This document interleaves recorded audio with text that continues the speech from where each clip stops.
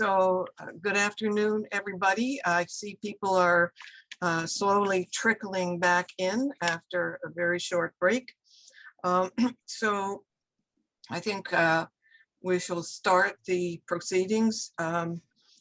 This next panel is called Whistleblowers, Trauma and Reprisals.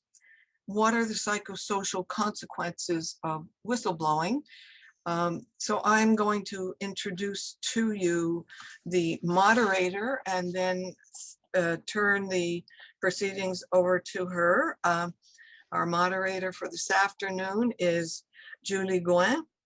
She's a licensed guidance counselor in Quebec and a consultant in organizational psychology. She works with individuals and organizations on career-related issues. She also has several years of experience as a board member for nonprofits and public institutions. And having blown the whistle herself and suffered reprisals and the ensuing trauma, she has developed a keen interest in ethical suffering, moral injury, power and ego in the workplace, and the links between governance and organizational climate. So Julie, over to you. Thank you, Pamela. So I'm happy to be moderating this panel. We have 4 very interesting panelists today. I'm going to introduce them all. So first we have Richard Rappaport, who is a Master of Social Work, Psychotherapist, Sex and Couple Counselor, Clinical Supervisor, Organizational Consultant and Trauma Specialist, teacher and author with both public and private sector experience in Canada and the United States. Hi, Richard. We also have with us Professor Kate Kenny, who's a PhD and Professor of Business and Society at NUI Galway, and she's the co-author of Mental Health as a Weapon, Whistleblower, Retaliation, and Normative Violence. We also have Jennifer Fraser, who's a PhD teacher, founder, and author of The Bullied Brain, Heal Your Scars and Restore Your Health. And finally, we have Captain Sean Bruyea, who's retired, who served as an intelligence officer in the Canadian Air Force.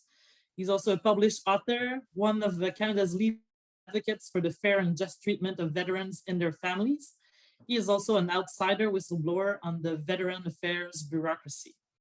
So my first question for you all is, what are the psychosocial consequences of whistleblowing? Richard, would you like to start? Well, I would say in a vast majority of situations, when one is pitted against the powers that be, and of course we're talking about all levels of authority, which would be direct supervisor, then department people, and then further up in management, are all not receiving what should be useful, helpful, and important information, to help the organization or the department to function better, more, and not only are these reactions coming from above, often they're coming, from an individual's colleagues. So it's both at the top of the hierarchy as well as one's own, colleagues who may, in reaction to one's protestations, join ranks, if you will, with the powers that be, with the authority. This can often happen, of course, in a military situation where people do literally close ranks and work against anyone who would go against the grain. And the results are horrific. In terms of a disturbance, the general mentioned in his speech, made a reference to the horror of experiencing, not only on his part, but the others that were with him, the incapacity, to function and having their hands tied by a government that doesn't seem to be, working in just, fair, and honorable ways. So the bottom line is stress disorders, anxiety, depression, post-traumatic disorder, and I would say even operational stress injuries, because, some of this work is done in uniform. And, this is as much a problem for individuals psychologically as might be situations faced in combat. Sean, I'm sure you would have many things to say about what Richard just mentioned, seeing the experience you've had. Maybe you want to go next? You're muted, Sean. You need to unmute your microphone.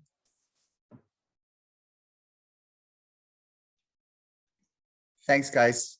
Sorry about that, Julie. Yes, I would welcome the chance to speak about this. In my situation, I was already traumatized from my experience in war. So when I served in the Persian Gulf War in 1990-91, it wasn't so much the war experience necessarily that traumatized me, but it was probably the combination, as any practitioner with PTSD will tell you, it's the threat to one's life, right? And that threat could be from the enemy or the lack of preparedness from our side to be able to face that enemy. And I think more so I had probably at least an equal balance of those two. I think Canada was very ill prepared to go to war in 1990-91. Thank God it was not as intense as we expected. But part of that trauma was that when I spoke out during the war as an intelligence officer, no intelligence officer had ever spoken to the media before that. So when I was asked by media to go forward, remember the Gulf War was the beginning of the 24-hour news cycle, CNN. And so the world was hearing from American military and intelligence personnel from the United Kingdom, as well as from France, from other coalition countries, but they hadn't been hearing from anyone from Canada. So I was asked politely, I say that in the military, when you're asked, you do it. So I was asked to go speak through the news agencies, and I appeared to speak about the capability of the Iraqis. And as an intelligence officer, that's a very tricky line to cross because I'm not allowed to reveal secret information. But it was even trickier from a social dynamic because the military culture reacted very violently to me speaking out. They felt that no intelligence officer should ever reveal their face. So when I returned back home and started suffering my trauma and darkness, the 90s were a decade of darkness for the military, and there was very little help, if any, for anyone with a trauma survivor. And I was eventually released due to this trauma, the post-traumatic stress disorder, as well as depression. I started seeking help from Veterans Affairs.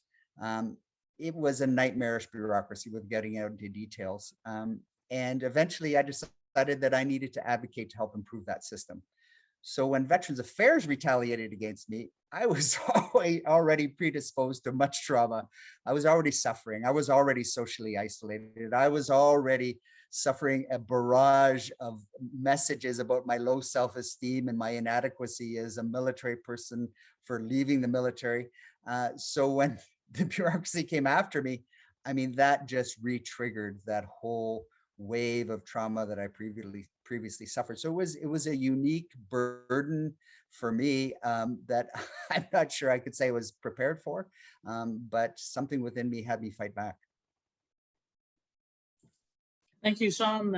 Jennifer, I think maybe you want to talk about your experience with what you've studied regarding what happens to the mental health of whistleblowers. Yeah, so I just have been doing a deep dive into the neuroscience and the neurobiology and the medicine research because I was involved personally in a situation with children who were whistleblowers. And it became very apparent to me watching them suffer firsthand that the system is designed, as we all know, as we've experienced, to shut you down when you dare to not comply, when you're not obeying the higher ups dictates, and you're exposing the fact that they're doing things that they're corrupt or they're abusive. They retaliate and they aim to put you back into line, make you be quiet, make you look the other way, make you comply like everybody else and obey. And as we know, that's 91% of the population. So yeah, if you whistleblow, you're in the 9% and it's an outlier position. So I looked at what happens in the brain. How does the brain interpret this? Because people don't talk about what's going on in our brains very often. And we don't talk to children about what's going on in their brains. And hence, as Sean was saying, we're ill prepared. Being a whistleblower is, going against your culture and society and the powerful people in your world. as well as the belief systems that they've trained you to believe in. You know, you're trained to believe in right and wrong. You're trained to believe that the government is there to support and care for you. You're trained in all these types of thinking. Well, that has sculpted your brain. So when your brain comes up against the fact that this is actually not true, it sends it reeling. It's like getting a concussion. When you get a concussion, you get a seeping through the blood-brain barrier of blood into the brain. The brain cannot interpret what that is. It's not brain tissue. So the brain starts to degrade all systems. It loses balance. You can't speak. Your working memory goes offline. You can't concentrate. You feel pain. These are very similar reactions that, when they're not addressed or talked about, become full-blown things like depression or anxiety or other mental health manifestations. So in my work, what I do is I try to look at how, if we talked more about brain health and we prepared our brains for behaviors like being a whistleblower, we would be much more successful in being able to manage ourselves in a healthy way. So for example, if I was going to be a whistleblower again, I would literally talk to my brain. I would say, you know what? There is no predator. Your life is not in danger. I've got this. My mind is in control. You have to calmly trust me. And then I would be lowering down my sympathetic nervous system. I would be calming it down very purposefully and telling it that I am in charge, and that yes, we are going to be in an outlier position, but that doesn't mean that we will suffer death, because that's what the brain always thinks. It thinks if you're not socially wired, if you're not connected to the community, you will indeed die on the Serengeti. So if you're not talking to your brain and your society is not talking to your brain, it panics in all kinds of extreme ways when you take a whistleblower position. So I really look hard now in the work that I'm doing on how can we change that? How can we be much more healthy when we do these kinds of at-risk behaviors? Thank you, Jennifer. Kate, would you tell us your view of the psychosocial consequences of whistleblowing? Well, hi everybody, and to my fellow panelists and everybody who stayed till the end of the conference, last panel, so congratulations, and I know it's Friday. Thanks for joining. So yes, Julie, I speak from not as my esteemed colleagues on the panel as a whistleblower, I confess, but I have been researching the area for more than 10 years now, and I've been fortunate and privileged to speak to over 100 whistleblowers and surveys and other forms of research. So I speak from that position, and I, absolutely in terms of what the other panelists have said, and just to add to what Sean and Jennifer have been saying, statistics show that we know that many whistleblowers are, prior to disclosure and when they receive retaliation, are described as high achieving, well respected within the organization. I mean, good organizational performers, people with those evaluations to match the performance records every year. Suddenly, sometimes when having blown the whistle, the next year's performance record is a different thing. So the kinds of loyalty and the kinds of commitment that involves to the organization can be devastating when the things that Sean and Jennifer occur, because I've described occur, because it can really sort of be incredibly, these are not people who are sort of half in, half out. These are all in career forming individuals. So I think that is part of the trauma is being sort of treated in a negative way for speaking up. But I do think we do need to kind of say that, okay, when we're talking about whistleblowers, what are we talking about? Are we talking about people who simply raise wrongdoing within the organization? Because of that population, statistics show the UK, Ireland, the US, it's only about 20% of people receive retaliation. And so we're talking about the mental health impacts of those 20%, if you like. Many whistleblowers, if you like, whistleblowers being people who speak up and find that the wrongdoing is addressed. We do need to take into account that is another response organizations can make. But we're interested in the retaliation that can be so detrimental and the mental health aspect. So one of the studies that I was doing was on the mental health impacts on whistleblowers and the way in which this can be weaponized by organizations in a number of different ways. And sometimes when people are under stress, they get sent for evaluation by psychiatrists, sometimes paid for the organization, for example, or sometimes the organization simply learns that this has happened outside of work and utilizes it as a retaliatory strategy. And the cynical thing here is that obviously there's a stigma in society, or tends to be, even though it's changing thankfully, but there remains stigma around mental health. And it's almost, you know, that cynical strategy of utilizing that to discredit somebody's good name and their validity as a disclosure. And so when that happens, it can be really problematic. Your previous panel raised such a fascinating issue here. We had journalist, I think it was Rachel, speak about, as a journalist, we often have to put a human face on a story. So if a whistleblower has gone external to the public and they need to counter a smear attack by the organization, they have to put their face in the public domain and align it with the story to bring that human interest. And it's a very powerful way of getting the message across. But from, you know, my interviews and what we know from the media, it often involves the camera arrives in your home, you photograph your children, your spouse are part of the story now, your very much personal life is exposed. And all the famous whistleblowers we can name have been through that. That's the nature of the game, and that's part of the price they pay. And this is something in my book, Whistleblowing Toward a New Theory on Financial Services Whistleblowers, but more generally the experiences, I really try to bring that to the fore. It's almost there's no opt-out of that media game, and that is extremely stressful. Whenever we see a whistleblower in the public, they may be wearing a business suit, they may be very well groomed, and they may have a super law firm behind them and all the media following their case. But think about what's happening on the inside, having to make this amount of your personal life public just to bring the issue forward. And, you know, just to kind of finally, I think it is important very much in the work that Jennifer is doing on individual approaches, but we do also need to look at systemic approaches to this mental health and stress issue. So what systems, what institutions can help? How can various organizations, whether support organizations or others, just face up to the reality that this is one of the most insidious aspects of whistleblower reprisal? There's been studies that show that while other impacts fade over time, mental health impacts of whistleblowing are the ones that stay with people the longest. So, you know, it really is debilitating, especially when so much hinges on creating a new career. And we've done more research on that, but I won't keep speaking now. Pass back to you, Julie, and we can talk about that later. Thank you, Kate.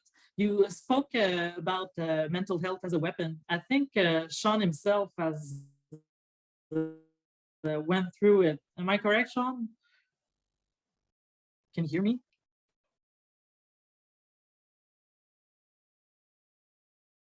You're muted.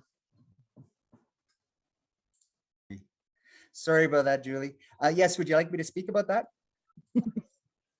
Yes, I would be interested in hearing your experience with mental health as a weapon. So, situation, what had happened was in 2005, the government of the day introduced a legislation that really represented the single biggest change in the way that disabled veterans were treated. They were rescinding lifelong disability payments that had been in existence actually in Canada since the War of 1812. And they were replacing them with one-time lump sum payments.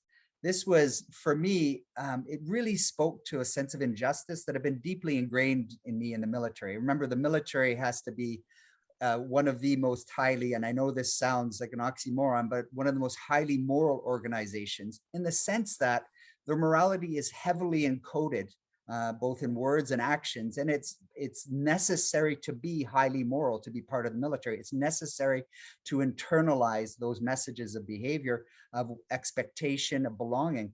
So when that sense of injustice hit me, when I saw these lump sum payments were going to replace a lifelong support mechanism, I had to speak out.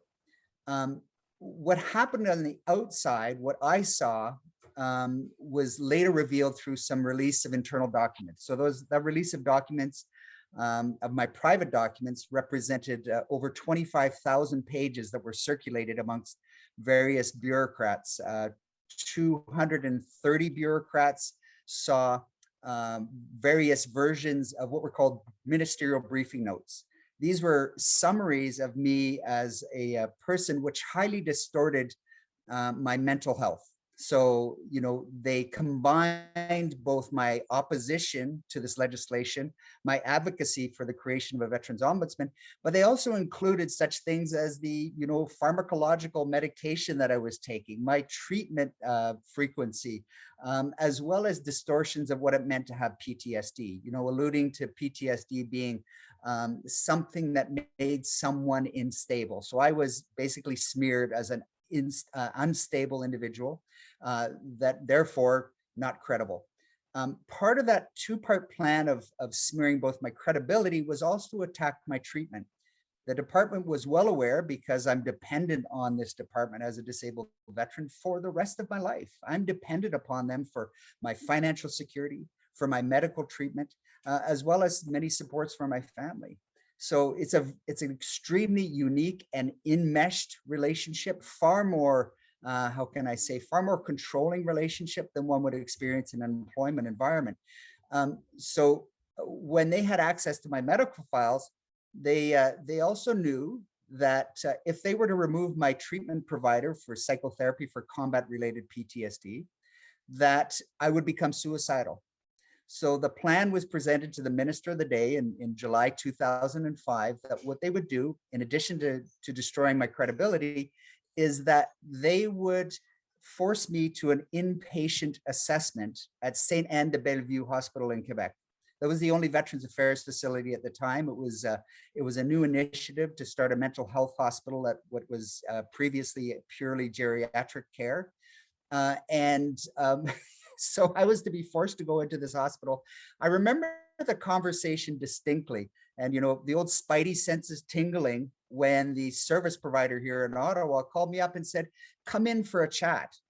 And I agreed to, because being a good obedient person, I wanted to, you know, repair some of the frustrations of dealing with bureaucracy, and I agreed to it. I called my wife at work, who had just newly immigrated from Mexico a few years before. And she'd always been on my case. Listen, don't do this whistleblowing thing. Don't go public. Don't speak against the government, because people get killed in Mexico for doing this. Don't do it. So I said, Carolina, don't worry. This is Canada. They will never retaliate against me for speaking out. And so as I had my spidey senses were tingling, I called up my wife in tears. I said, I can't go. Something's wrong. I'm not going to this meeting. And so I called back and declined the meeting. But the briefing note showed that the plan was to sit me down with a psychiatrist from St. Anne's Hospital, with a senior bureaucrat from the head office, a director general, as well as the director of the Ottawa office. And they were going to force me to admit myself voluntarily as an inpatient into this facility, with all of the implications of they're in control of my financial benefits. They're in control of my treatment. So if I were to refuse, then the threat, as you know, Jennifer was saying, the threat to my brain physiologically was, I will die if I don't comply. And so I think they were well aware of that predisposition of a veteran to how can I say, comply with such instructions. And they had partially written, these were bureaucrats, not medically trained, they had partially written that the consequences of me going to this facility is that they would take away my psychological care provider, knowing full well that I would become suicidal. If I refused to comply with this plan, then they would take away my psychological care provider. So it was, of course, I was a catch-22. I was going to be trapped on both ends. I don't know what went inside me that I instinctually revolted at being put into such a vulnerable position of 3 bureaucrats against 1. But thank God I did. And I was able to at least head off that plan, but the smear campaign continued. Thank you, Sean. Must have been a very traumatizing experience. I think, Jennifer, you wanted to speak to that? Yes, I just wanted to say that I witnessed a similar phenomenon where a student of mine who had spoken up. So imagine it's a teenaged whistleblower, essentially. We don't usually use that term with children. We say that they're reporting abuse, but in fact, they're being whistleblowers. So this girl, all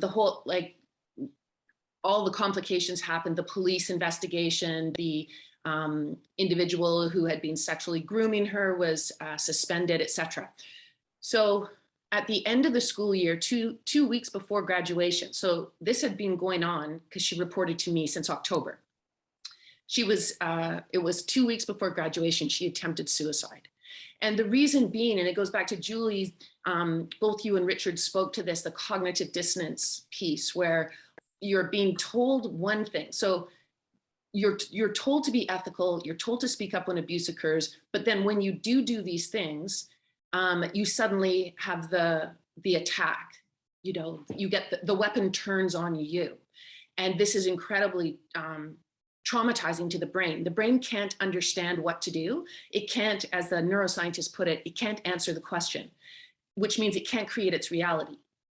If the reality that it's being trained to believe in suddenly is missing, then the brain goes into free fall. So you can imagine what's happening in this girl's mind. So she attempts suicide. I go visit her in the psych ward, etc. 2 weeks later, the school administrators know this. The board of the school knows this. The police would have known, I imagine. She goes to her graduation ceremony. She's not been warned. And the school administrators put on a celebration for the retiring educator, her abuser, right in front of her. And it's a cover up for the school community, for the other students. And you can imagine the cognitive dissonance that she endured. This is the school. This is the person that was supposed to care for her. This was her homestay father because she was an international student. Well, as you can well imagine,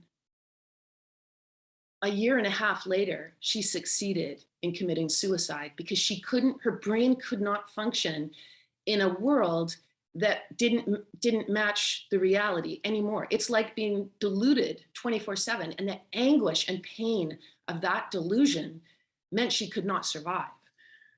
So the reason I wanted to speak was because I think it's very dangerous, as we're seeing in the world right now, for us to all believe that the government and the administrators and the schools have our backs. They do not. We need to teach children to separate out their own mind and brain and ethics and critical thinking and empathy from the powers that be, because those people that are in power are just, they're human and they can make mistakes and they can be negligent and they can also be evil. Thank you. Richard, I think you wanted to speak.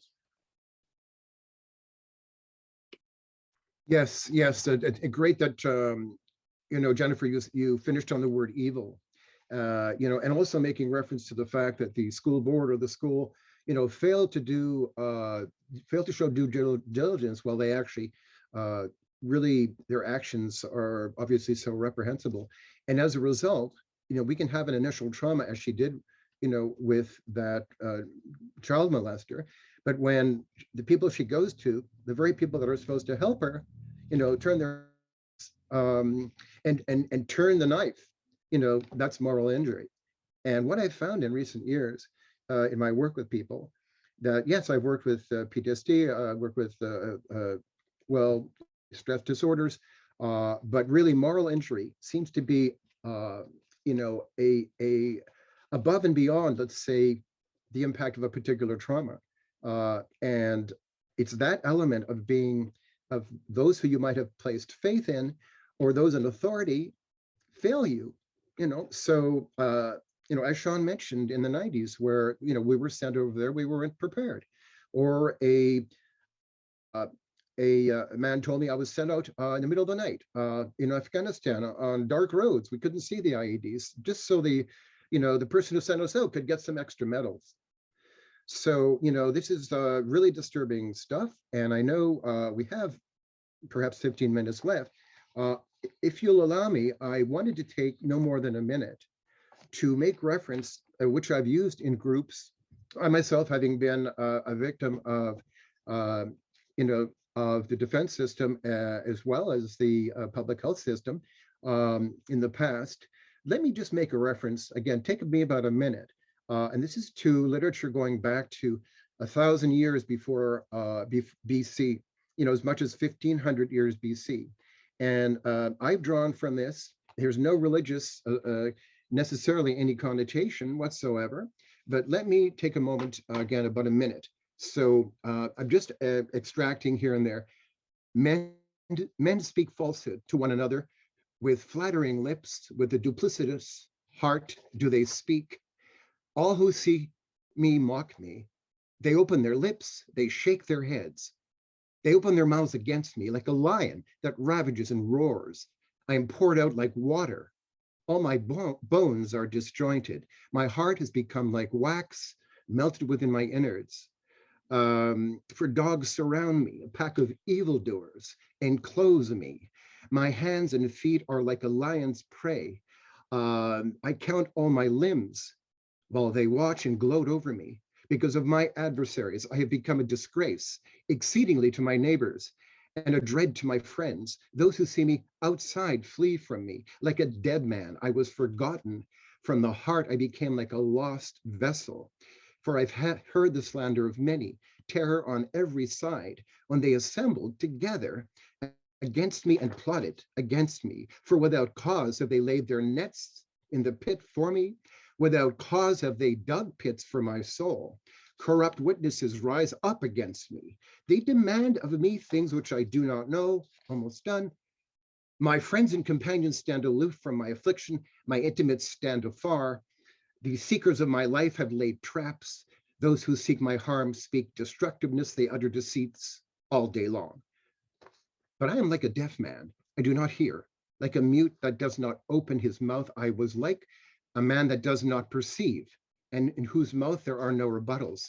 Just another moment or two. I lament from my distress and moan because the shout of the enemy and the oppression of the wicked, for they accuse me of evil and hate me passionately. My heart shudders within me, and the terrors of death have descended upon me. Fear and trembling penetrate me, and I am enveloped with horror. Every day they make my words sorrowful. All their thoughts about me are for evil. They gather and hide. They watch my steps. Shelter me from the schemes of the wicked, from the conspiracy of evildoers who have sharpened their tongue like a sword, aimed their arrow, a bitter word, to shoot at the innocent from hidden places. Suddenly they shoot at him. They are not afraid. They encourage themselves in an evil thing. They speak of laying traps, and they say, who will see them? Almost done. So more numerous than the hairs on my head are those who hate me without reason. Mighty are those who would cut me off.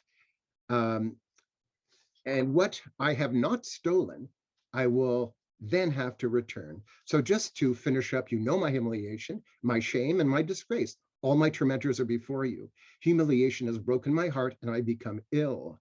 I longed for comfort, but there was none.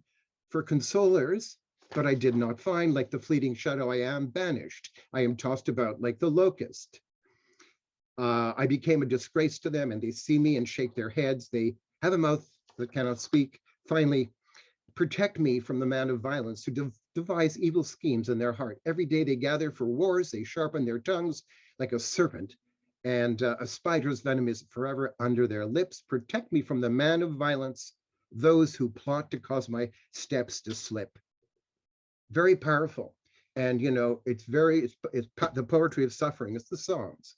And, this kind of literature, not even getting into any deity, this speaks powerfully to the horror of someone who feels horribly alone. And I think that's the, important thing, that you feel completely without support, without understanding, and you can even begin to question yourself.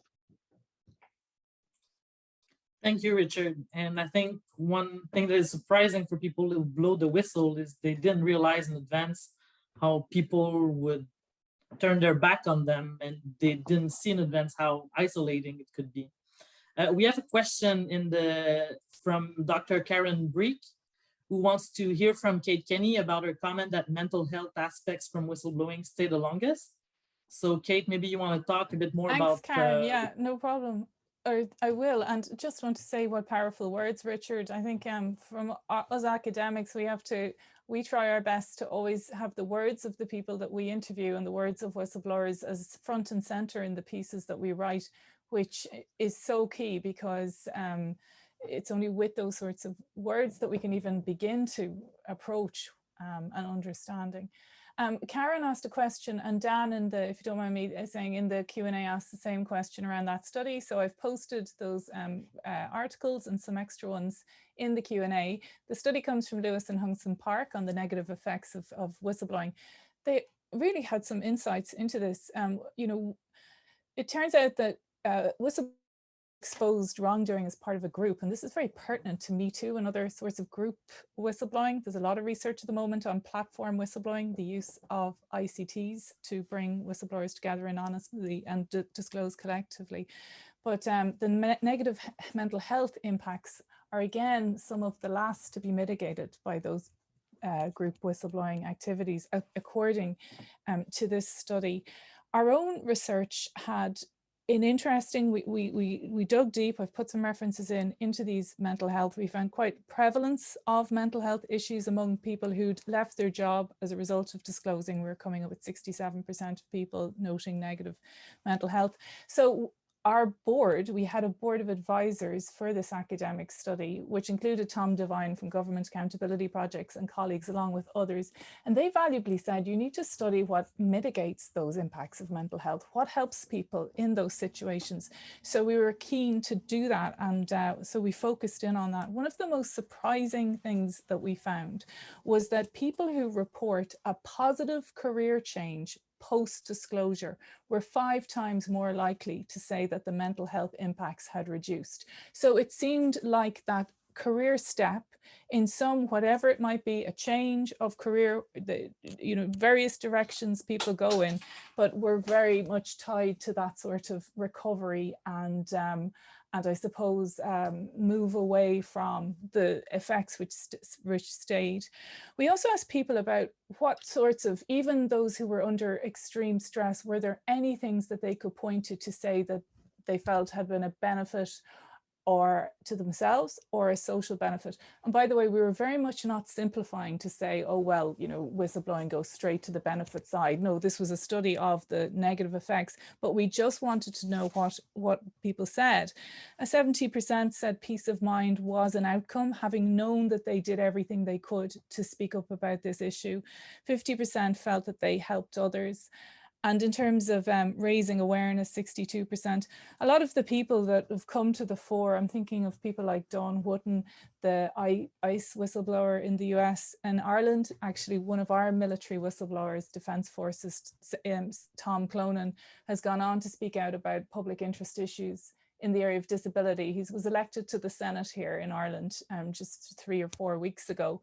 And he has found that other whistleblowers, like the prison whistleblower Noam McGree, continues to campaign, although he hasn't received the rectification that he was promised by his institution, but continues to speak out alongside other whistleblowers. So it's that kind of acting to help others as well.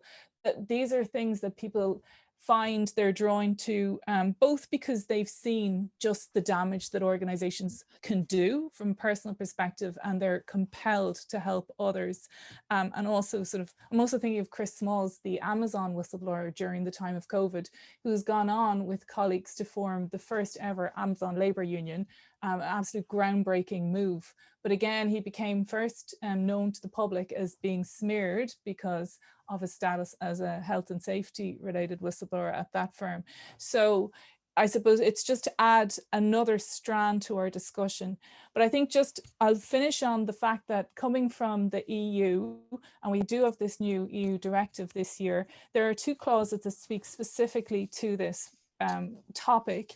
There is Article 19 within the directive, which it extends the description of retaliation in terms of what people are protected against when they speak up, whistleblowers. And one of them is psychiatric or medical referrals that are imposed. That is now sort of written into law in EU member states as a form of possible retaliation, which is really important. And the second article, just to make note of with this incoming directive, because I know that Canada is hopefully been discussing these issues, is that member states under Article 20 can provide support for measures including psychological support. So they're directly under law encouraging member states to recognize the centrality of trauma and mental health and to provide supports to people who speak out. So these are key changes, I think, that we need to look towards. Thank you, Kate. Thank you, Kate. Jennifer?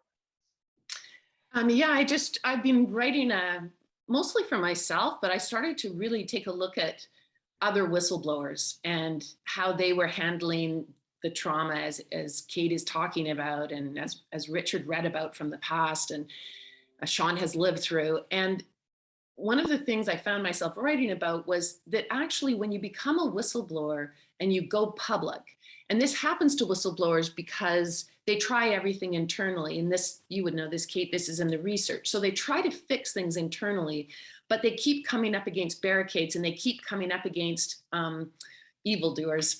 And so they end up having to go public because they feel so that it, you know, justice has to be served. And it's actually the safest place to be, because the smear campaign comes to a shuddering halt the second the microphone is swung in the face of the people that are saying things behind your back, because they will suddenly say, oh, no comment. We can't comment, and they make up any excuse, but the bottom line is they can no longer speak. So I would very much encourage whistleblowers to choose a path of self-determination. And that is by going public and doing it intelligently, just as in the research, this idea of creating a platform perhaps, or having a team so that you're not isolated and you have sane voices around you as you get hit from the outside. But when you go public, when you put your name and your face out there, and I know the journalists were talking about how traumatizing that is, I would argue, having done it myself, that is where safety lies. That's where you take the narrative back. That's where you make anyone who's reading the story question the smear campaign, because those that smear have a public-private issue every single time. They cannot go public. Everything is behind the scenes. So as Sean found, he had to go and read the notes. It's the notes that showed what the strategy was. The strategy was to destroy him. Well, they're not saying that publicly, but privately, that's absolutely going on. So I think the power of the whistleblower lies in the public domain. And that's healthy. That's a really good way to start to change your mental health trauma into something like self-determination, like choosing an ethical path, because that's how you're going to keep yourself together. Thank you, Jennifer. Sean? Your mic? Once again, I got to get control of that. I wanted to just follow up on both Kate and Jennifer, as well as a comment in the post about bringing up the issue of gaslighting. And that, first of all, speaking about the military context, is that the military itself, as we all know, standing outside the military, we see it as a different culture. To be involved in that culture is one of deep indoctrination, akin to, of course, the institutionalization phenomena where someone loses the complete loss of themselves, an ability to identify what is best for them, what they want, because everything is external looking in the military. So to have those resources, when a military person goes forward and whistleblows, this is an extremely precarious position because they have very little internal resources to fall back upon. And I found that with myself, as a matter of fact, and that is that I then gauged all reactions from the authority figures, whether it's Veterans Affairs or the military or fellow veterans. I gauged them all as representations of who I was. I took it very personally when people isolated me. So for instance, when I spoke publicly against this lump sum program, there were two other veterans with me.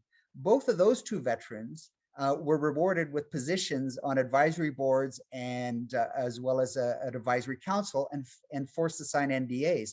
So that left me alone. And while I was alone then I started to think there's something wrong with me. Why wasn't I chosen? And the gaslighting progressed from there from, I would raise an issue, they would in an email or a letter, and they would pretend that I didn't actually say anything in the email, and they would speak about something else. So then I would start to doubt myself. Did I not communicate that well enough? Did I not present the issue well enough? And it was a cancerous, vicious sort of self-consummation where I would just, I would destroy myself from the inside thinking that everything, the way that reacted was actually something very personal. It was my fault that they reacted that way. And it took a long time for me to realize. I remember in a phone conversation, I had done a bit of media work before that, and I'd worked with reporter Mike Blanchfield at the Ottawa Citizen. And so I remember calling him up on the phone and suspecting all of this stuff was going on. And I had this out of body experience as I listened to myself leave a message from Mike saying, hey, I know something's going on, but, and then I saw myself, Sean, you sound like a crazy person. You have no proof. You have no documentation of what's going on. Maybe what all these people are saying in the organization is true. So it was a pathway. I had to choose at that point. Do I go down a path of self-destruction, or do I try to build up some support to make myself whole again? And thank God I took the more constructive approach. Thank you, Sean. So you spoke about how when you blow the whistle, you start doubting yourself because you're wondering, like, am I the only one seeing this? So how do you explain that? Like, we've spoken about how people in power might retaliate because they want to hide the issue, but what about colleagues? How do you explain that colleagues in the workplace sometimes turn their back on the whistleblower? I don't know who wants to answer that. Well, I could start that off. Oh, sorry, go ahead. Go ahead. No, Sean, please go ahead.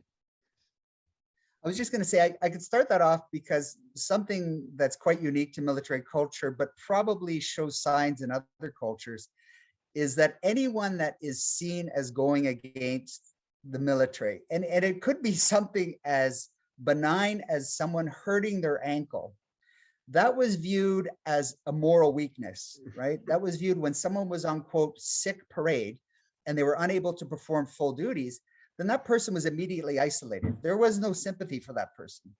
And so I found in my, over the past 20 years of my whistleblowing and advocacy and media writing, that there's a very tenuous reaching out by some former classmates, former military personnel. But I can tell you for the most part, the majority of people probably view me as some sort of weak, damaged, destroyed, discredited person, because that's what the military culture teaches, right? If you can't be 100%, then you are 0%.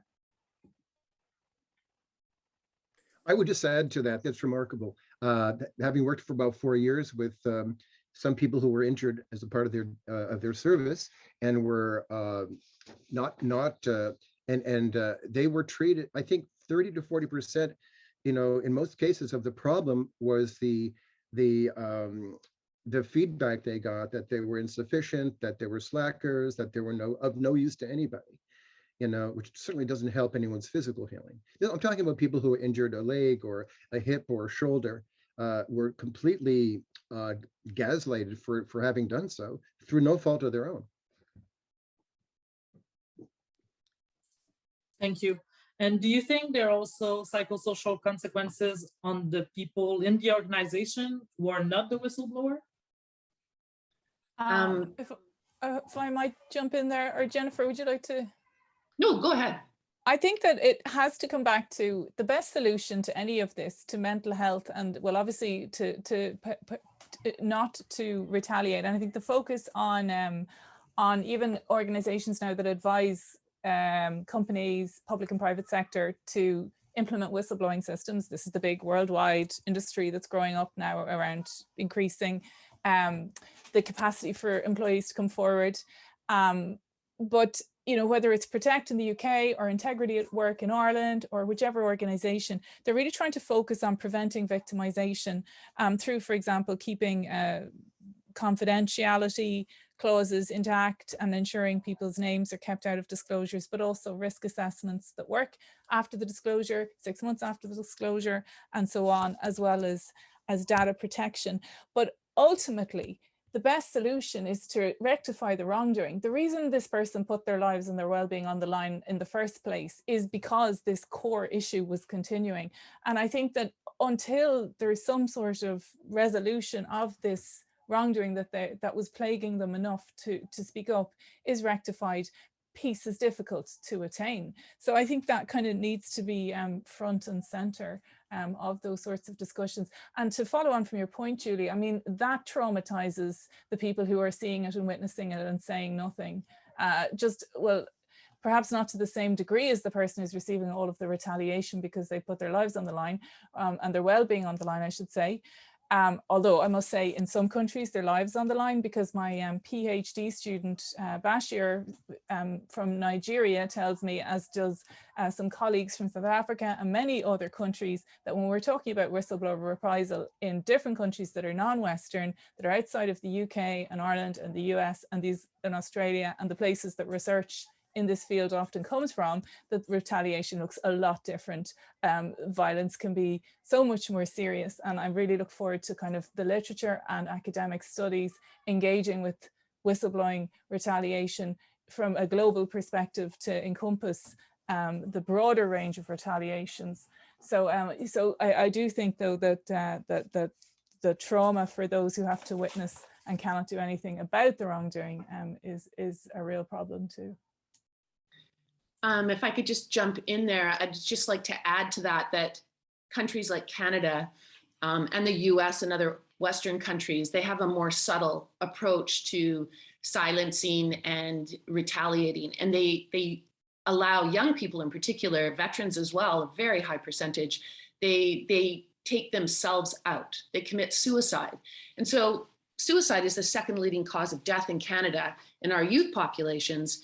And I mean, that's rarely talked about.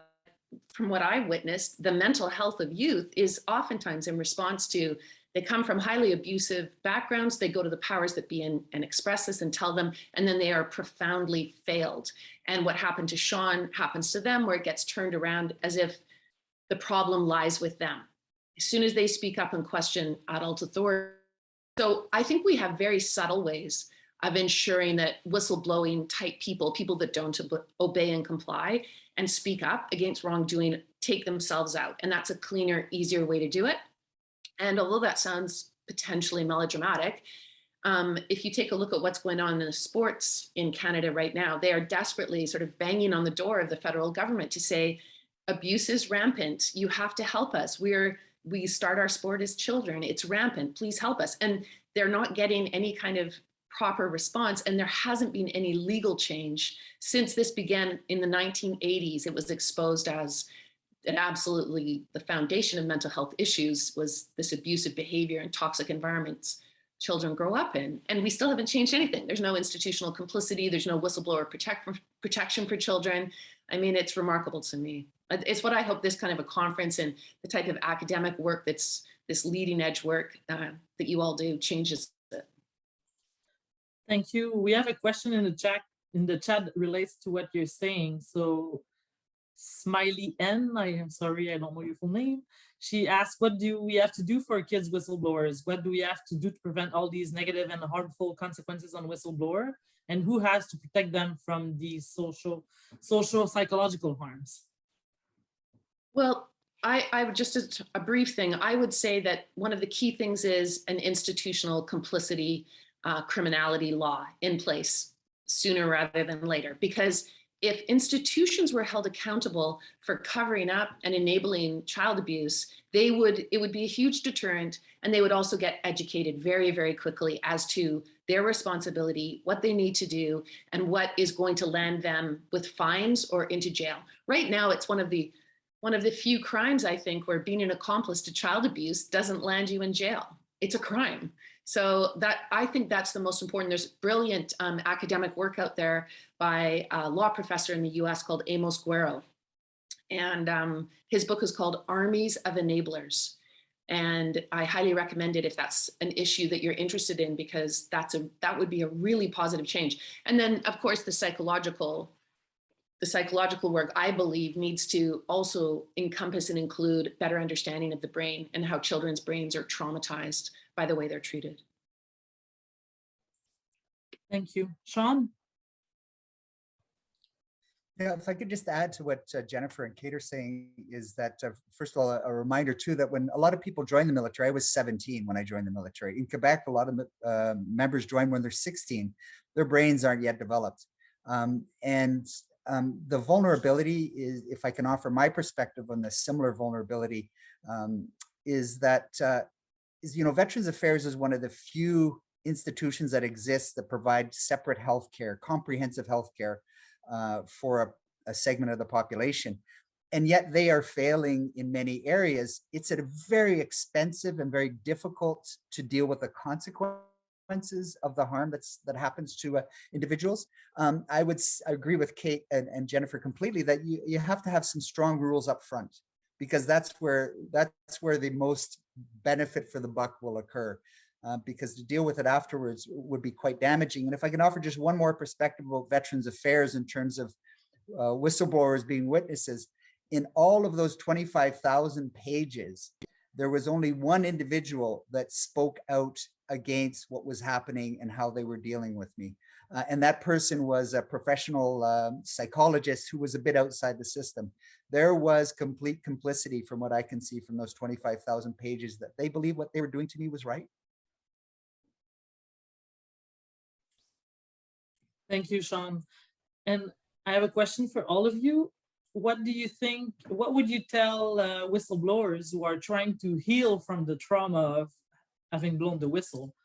How can they heal from it? Because I read from a professor called, I forget his name, Fred Alford, and he talks about being a whistleblower as being stuck in static time, because a lot of whistleblowers feel that there's no conclusion to their story. So what would you tell whistleblowers who are trying to move past the trauma of having blown the whistle? I think that just from speaking to whistleblowers, and I'll be very brief because I'm conscious that I am not one, but from speaking, that just talking to other whistleblowers is incredibly important. And we, on my website, whistleblowingimpact.org, which is just academic research, but also webinars. We've had a couple of webinars where we've interviewed individuals about this topic, what has helped you heal. And so they are people who spoke up in their own organizations and have gone through for others sort of what might be helpful. So I'm sure others will speak to this far more experience, but I think that sharing stories and learning from others who've been in similar situations can be helpful. It seems to me anyway.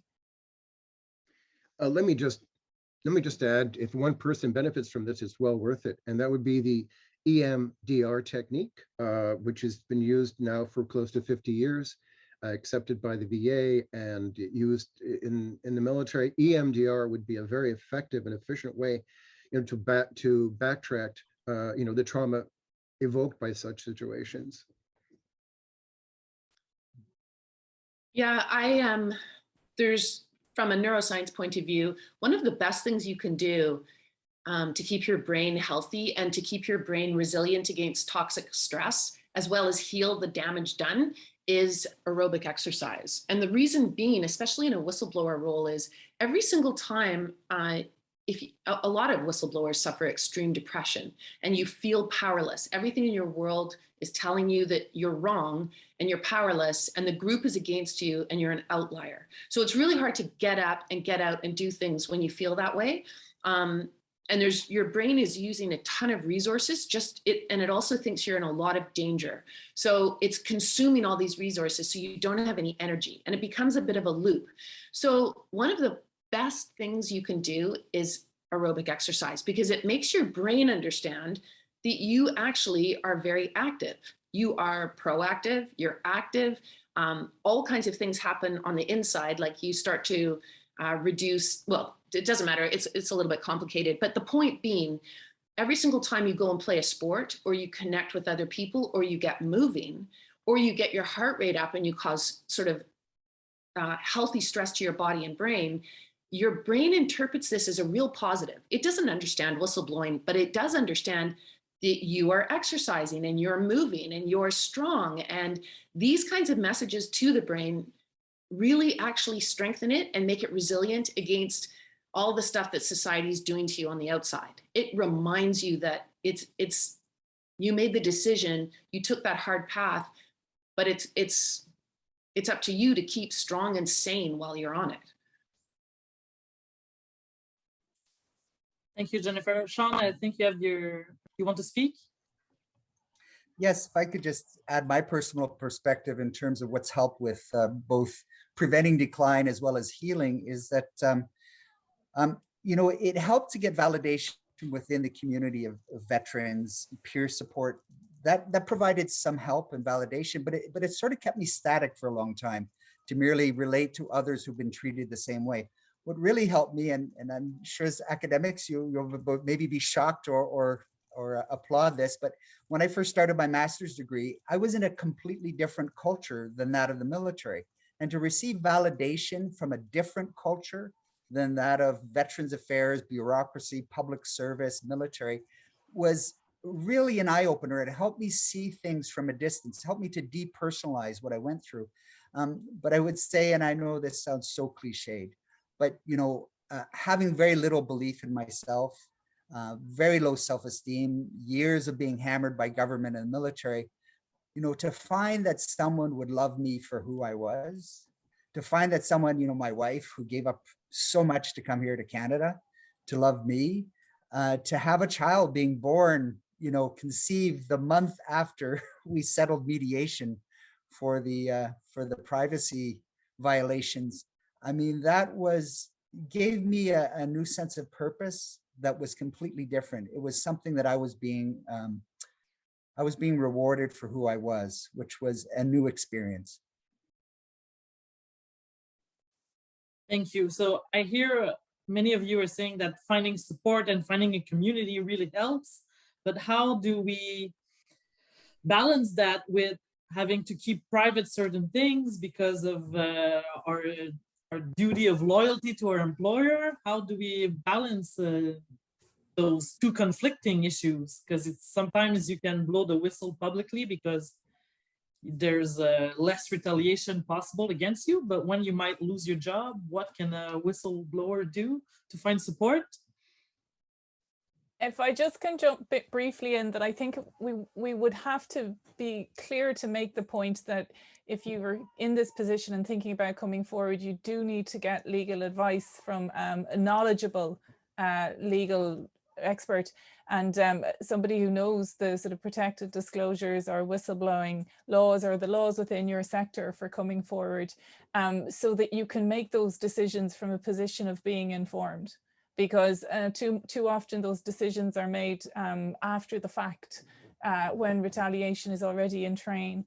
And so, I think that is one way of balancing the risk to the personal as well as the need to speak up about the public, is to know exactly what the stakes are and what your protections are and what the steps are and what the potential mistakes are. So that's a more practical aspect to add to the very valuable insights that have already been raised in terms of protection and self-protection in particular. Thank you, Kate. Richard? And just to add to what you said, Kate, in terms of being proactive, people will often go and see a therapist, when they've reached the breaking point. And, I can speak for myself, but a lot of therapists will work on, in advance of a problem worsening, on resilience, emotional resilience, psychological flexibility. I do a lot of work with, building resources within an individual, independent of what's going on around them. So you're really working on ego strength, you're working on emotional, resilience, so that they can better stand up to the battle, that the battles that they're facing, and not after the fact, but in advance, even before it's almost like primary prevention, where you intercede before a problem occurs, emotionally and psychologically. Yeah, I would just add to that, looking at some of the comments that people are making in the questions and answers area, really good points that are being raised. Because sensitivity, for example, will be used against you, or the fact that you're suffering from the onslaught that's gotten thrown your way. You don't have resilience. What do you do then? And what I found in researching for my book, what I discovered was one of the most incredible powers you can develop. And it really came clear for me listening to Sean talking, because it's actually taking a step back from the personal feelings that you're having. So you take a step back and you actually activate your empathy. And oftentimes people who are whistleblowers are highly empathic people. They can't stand to see the suffering and corruption that's going on. Their empathy is what pushes them out to, stand in front of the oncoming train when nobody else will do it. And if you think about empathy a little bit as a strategy, your sensitivity is a bit of a superpower. But what you have to do is create that space between yourself and the people that are harming you or covering up or trying to cover up to protect themselves, or they're not standing up for you because they're going to jeopardize their career. If you look at them and start thinking about their feelings and their thoughts and their intentions, and you walk a mile in their shoes, why is veterans so frantically covering this up? Why are they attacking me? Well, because they're in the wrong and they don't want anyone to know that. That gives you power. Why are my colleagues not helping me? Why aren't they standing by my side? Why aren't they doing the right thing? Well, they're afraid they won't get the promotion.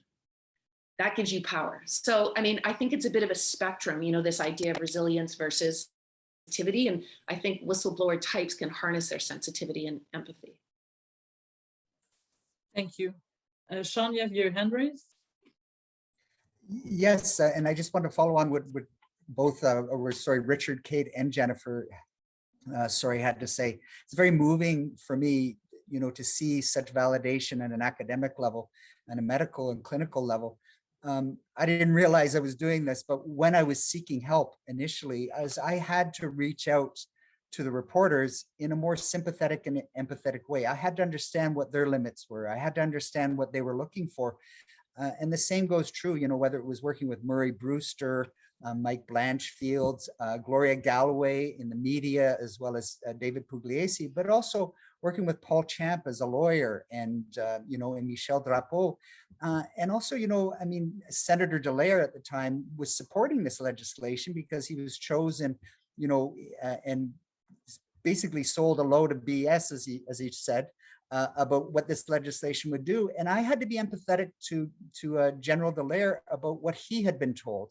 And so his support over time, and I think we come to see things better eye to eye now, all of this worked because I was able to sit back and let go a bit of my ego, let go a bit of the defensiveness and say, hey, what can these people teach me?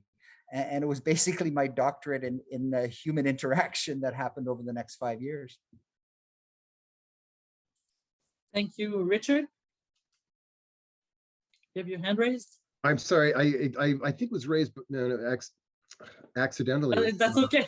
But I do want to say that, what it is, anything that we can essentially do, any action we can take, regardless of its, whether it's completely internal or external, as you were saying, Jennifer, you take action, you do something, you do anything. It's called activation in cognitive behavioral therapy, where you're very depressed. So you're too depressed, you're too exhausted to go out and walk. Well, get up off your behind and activate, walk, and you'll find the energy. So I think there's a lot behind in terms of cognitive behavioral therapy, behavior treatment of depression and PTSD. That speaks for the impact, the value of physical exercise, but also any initiative you can take. And we have charts where we look at actions you've taken during the day that had perhaps some meaning or value or purpose. It's easy to overlook that when you're in a depressed state. You can look back at the end of your day and say, I achieved nothing, it was horrible. But if you're actually taking note of little blips during the day, even enjoying that first sip of tea or coffee, you start to change, you start to take control, of the agenda internally. Thank you, Richard. Paloma had a question. Yeah, I was just curious because of some of the comments, and somebody asked, how do we get researchers to take our stories and do something about it? And I guess my question to the panel is, as a researcher, sometimes we have incentives, or we have projects, plans, and we want to be sensitive. At the same time, we cannot study everything. We have some limits. And sometimes boundaries, and the dialogues become difficult because I'm not equipped to deal with someone's pain. That's not what I do. And so would you have some advice for us to, how do you handle this in a sensitive manner and kind of protect ourselves as well?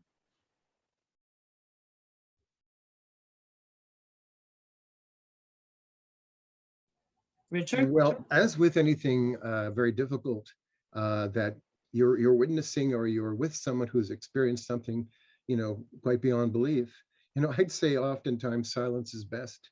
Don't try to fill space with words, grasping at words, struggling with what to say, how to say it. I think silence and a genuinely empathetic sense of this person's suffering, really goes a long way. So don't be shy to say nothing, but feel everything.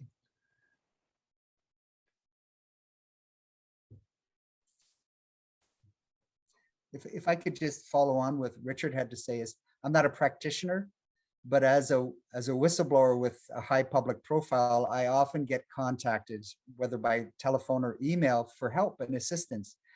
And I have to be honest that much of their experience will re-trigger the trauma that I've experienced in my own whistleblowing experiences.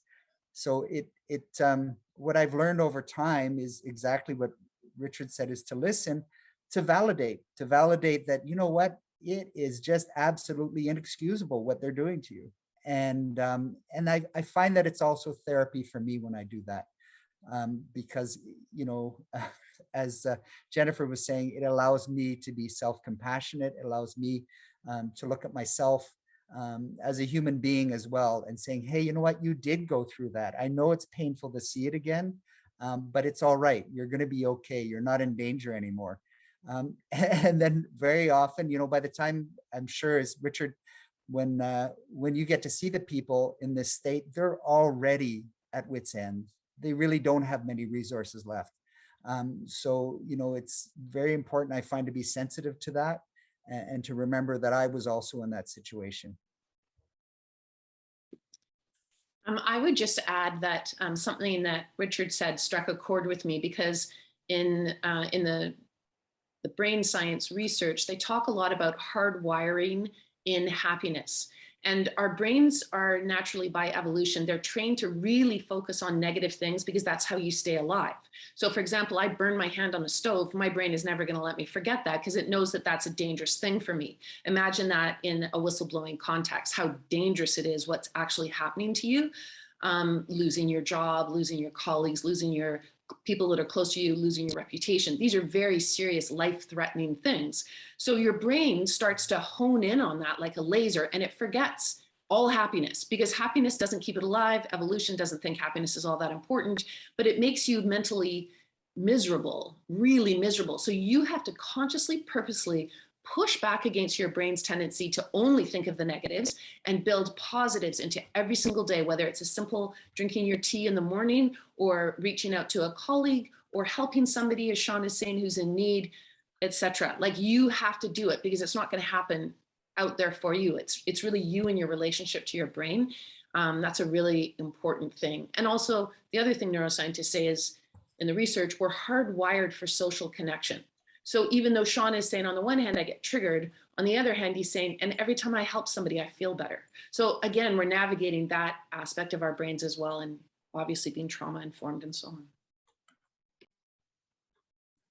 Thank you. So we're at the end of our panel. Just a few quick words, maybe. I would like to know, because many people in the chat mentioned the importance of having trauma-informed training for professionals who work with whistleblowers. People are asking about, is there psychological supports, psychotherapy for whistleblowers? And maybe as a society, we're not there yet in understanding how much of a psychosocial impact it can have on whistleblowers. So what would you hope that we make for societal changes to help the mental health of whistleblowers? Richard?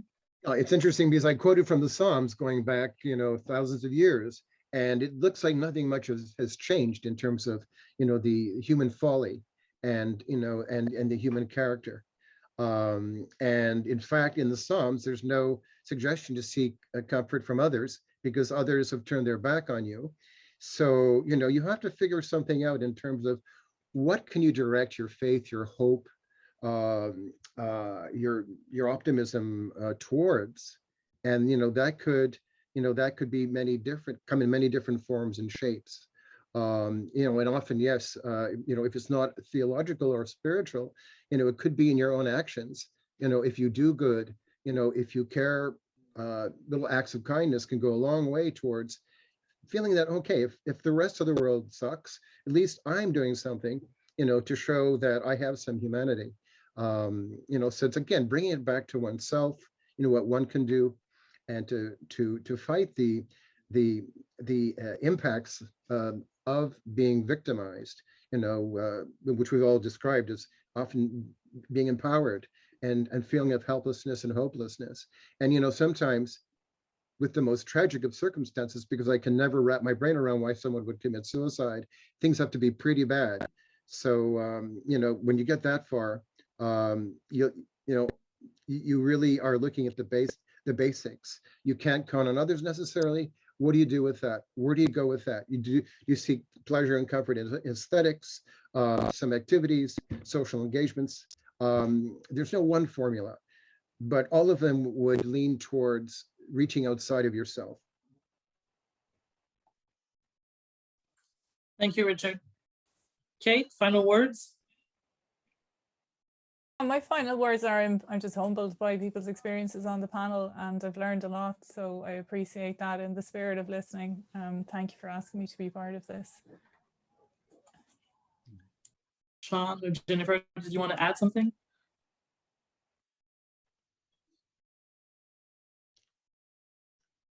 Go ahead, Jennifer. Okay, I'm sorry, I wasn't sure. I was doing that. I wasn't sure if you're going to speak or not. I just wanted to thank Kate for the research that she does. I can hardly wait to get that book. I'm sure everybody else listening wants to read her book as well.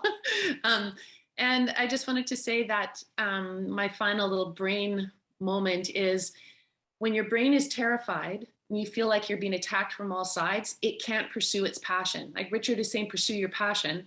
And so again, you have to use your mind and your body to tell your brain that you're safe.